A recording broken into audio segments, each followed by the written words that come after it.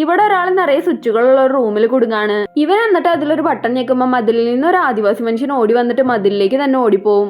അത് കഴിഞ്ഞിട്ട് ഇയാൾ അടുത്ത ബട്ടൺ ഞെക്കും. ഇവന്റെ തലയുടെ മേളിൽ കൂടെ മഴ പെയ്യാൻ തുടങ്ങും. മൂന്നാമത്തെ ബട്ടൺ ഞെക്കുമ്പോൾ അവന്റെ പിന്നിൽ ഒരു വാതിൽ വരും. ഇത് കണ്ട ഉടനെ തന്നെ ഇവൻ ആ വാതിലിന്റെ അവിടേക്ക് ഓടിച്ചെല്ലാണ്. പക്ഷെ ആ വാതിൽ അവൻ എത്തുമ്പോഴേക്കും അടഞ്ഞു പോകും. ഇവൻ എന്നിട്ട് കുറെ തവണ ആ ബട്ടൺ ഞെക്കിയിട്ട് ആ വാതിലിന്റെ അവിടേക്ക് പോകാൻ നോക്കും. പക്ഷെ എല്ലാ തവണയും ഇവൻ എത്തുന്നതിന് മുമ്പ് ആ വാതിൽ കാണാണ്ടാവും. ഇവൻ ആ ബട്ടൺ അമർത്തി പിടിച്ചുകൊണ്ടിരുന്നാലേ ആ വാതിൽ തുറന്നിരിക്കുള്ളൂ എന്ന് മനസ്സിലാവും.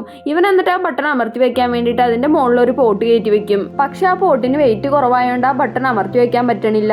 ഇവൻ എന്നിട്ട് വെള്ളം വന്ന സ്വിച്ചിൽ ഞെക്കിയിട്ട് ആ പോട്ട് നിറയെ വെള്ളം നിറയ്ക്കാൻ നോക്കാണ്.